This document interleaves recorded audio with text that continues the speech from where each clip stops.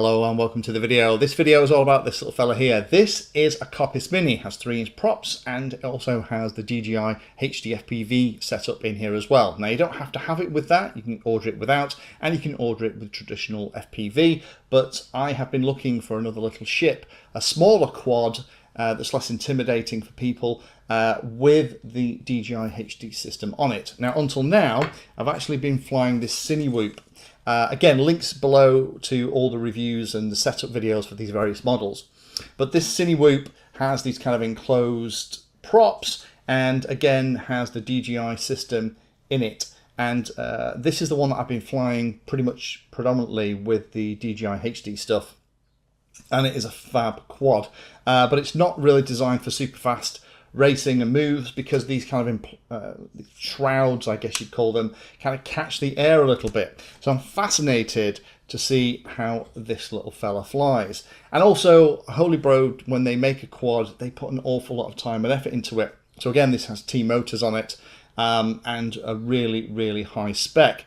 Now the last Kopis that I looked at was actually this one here. This was the Kopis 2 6S edition and flew absolutely fantastically. So I'm excited to see what its little baby brother does, and also excited to see how it's going to perform with the DJI HD system in it.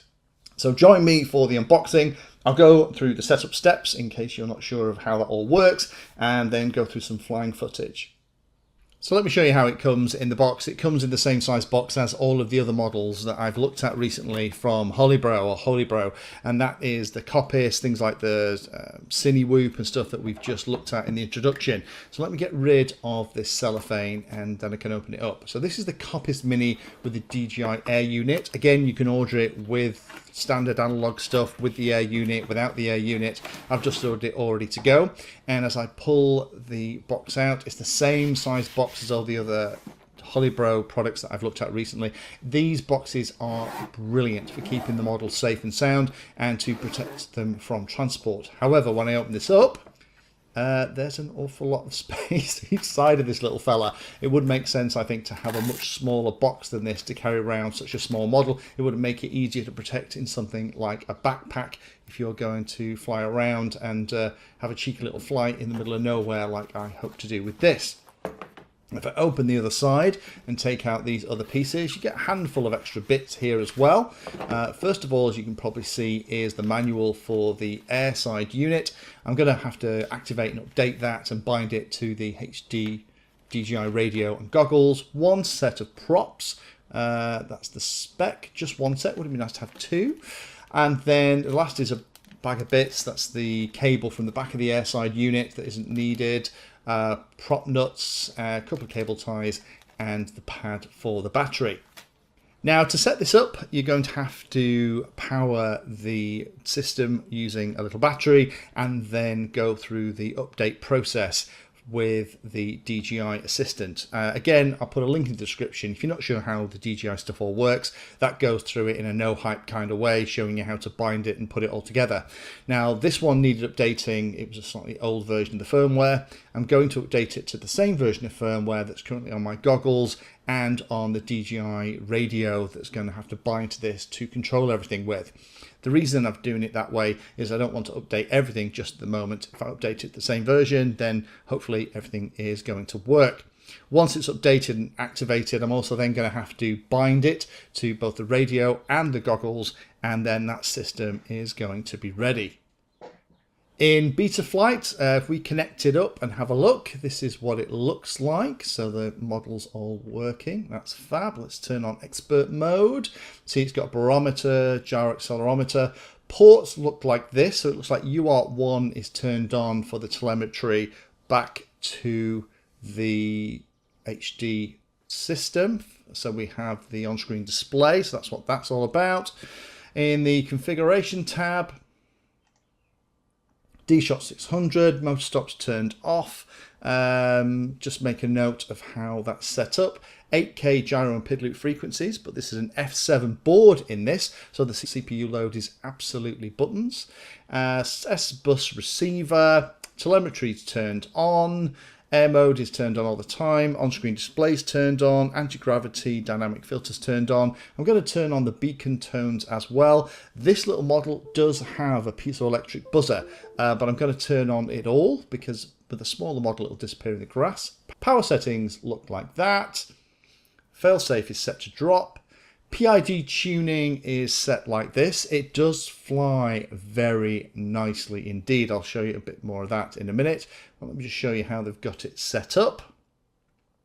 And then go up to the top and show you the different profiles they've got set up. The profiles to me look like they're all the same. Yeah, they do look the same. And then the rate profiles look similar too. Okay, then in the modes tab, you've just got ARM and Horizon mode. I'm going to change the way this is set up. With the HD FPV stuff, I like to have angle mode, I like to have horizon mode, and I like to have rate mode set up. And I'm also going to configure the beeper so that I can turn that on and have that sounding as well. So let me just move these things around, and I'm going to have to match them with the particular switches that are working the channels on the radio. Going to the CLI, let's just do a quick version, and this is 4.1.2 Kakute F7 from December 22nd, 2019. So that should work fine. Last job then is to install the props and tighten up the prop nuts, because now we know we can arm it and everything, it's all bound. Then it's pretty safe to do all that. Okay, let's talk about flying. First of all, quick shot of it hovering indoors, where I'm just doing a quick test to make sure I'm not going to go to the field and waste my time. And it's hovering beautifully, quieter than I expected. The 3-inch props are a really nice size for this class of model, and it is hovering on a 4S battery here, well under half throttle. It's about a quarter to a third throttle, so absolutely tons and tons of power and feels really buttery smooth. Flying outdoors is a very serene, fun experience. This little quadcopter thinks it's an awful lot bigger. The setup and the PIDs in Betaflight are really nicely tuned for this size model. So with the absolute minimum of fuss, once you've got your radio and goggles bound to it, away you go. Now this is in a slightly breezy day, but as you can see here, this little quad, although it's getting pushed around by the wind a little bit, is super stable and delivering some fantastic footage. But then you'd expect that. This is the DJI digital HD system. But what I didn't expect was to get really good flight times as well as a flying experience perfect for capturing video like this. Out of the 850 pack that I'm flying with on the model, I'm getting about 4 minutes flight time. If you wanted to, there's an awful lot more capacity here for something like a 1300 4S pack, because it's hovering easily at a third throttle. So if you use one of the smaller packs and keep the weight down, this is also very capable of some of the flipping and rolling that you freestyle pilots might like. So in summary, there is an awful lot to like about this model. It is a thing of beauty. It is fantastically well put together. HolyBro tend to put a lot of time and effort into their quads. There's a handful of vendors that whenever they bring out a new model, I get really excited and desperate to get my hands on it, and HolyBro are absolutely in that category. The Kopis quads are absolute works of art. The frame is fantastic. It has an awful lot in common with the Cine Whoop that I looked at a while ago. The layout's very similar, the recessed bolts. The finish on the frame is really nice. The high-end components in here, so it's the Kakute F7 flight controller, has the little 4-in-1 ESC at the back, very low profile, so there's tons of room in here for the DJI system.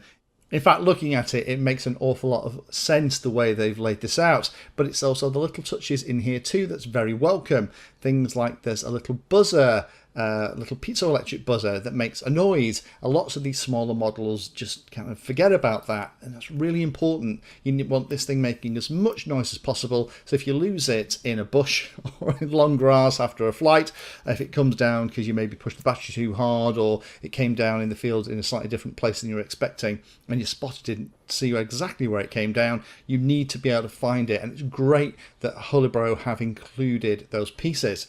It is available with lots of options. You can get it with a DJI HD system, you can get it without, analog, without, you get bare bones setup. You can order the model for what you need. Now this is the weight as it is for mine, and it's just knocking on the door of 300 grams with the HD DJI system. It is very simple to set up. You just have to power the model, plug it into the DJI Assistant 2, update the firmware, then bind it to the rest of the DJI system if you're using the HD DJI system, that is. And the last thing is install the props after you've set up Betaflight and made sure you're happy with it, and away you go. And it is a beautiful flyer. The tune is really nice, and there's absolutely tons of power to fly around. Only a couple of things to consider, I guess. You do pay for all that quality that comes in this. So if you're after a cheap and cheerful little quadcopter, this is probably not going to be the one for you. And sadly, it's not under 250 grams in flying configuration. Here you can see that with the battery and everything else, mine's knocking on the door of about 300 grams. However, if you use something like the Cadix Vista for the HD, that's going to save you a bit of weight. And if you're using it with traditional FPV, you might be able to squeak it under the 250 grams with a bit of careful selection for the battery. The case does absolutely seem overkill for such a small model. If HolyBro are going to continue to make these smaller models, and I hope they do, if this is an example of what they're going to come out with for these smaller, more compact models, then having a smaller case would be useful to put it into the backpack along with the case for things like your FPV goggles and stuff as well. And last little gripe, and it is a little gripe, is that there's only one set of props in that case. Personally, if you're going to order one of these, make sure you've got more than enough batteries to take to the field to give yourself a fun couple of hours messing about, and take some spare props as well. Just one set of props does seem a little bit stingy, and as you're going to fly this like you stole it because it has that power and maneuverability, then there is a chance that you're going to bust stuff. But if you've been looking for a little quad that is built this well, that you can have either analog or the DJI HD system in, then this absolutely needs to be one that you take a look at. Thank you for watching my video and watching right to the very end. If you want to find out what I'm currently working on, you can follow me on social media by searching for Painless360 in the usual places. If you'd like to become part of the inner circle, then you can become a Patreon. Details are in the description and you get lots of additional benefits. Check out the playlist section on the channel too. I organise all of my videos into playlists, and it's called something like Introduction to or for Beginners. All of the content is aimed so that you can start at the very beginning, and it teaches you that subject, starting with simple principles and moving up to teach you everything you need to know.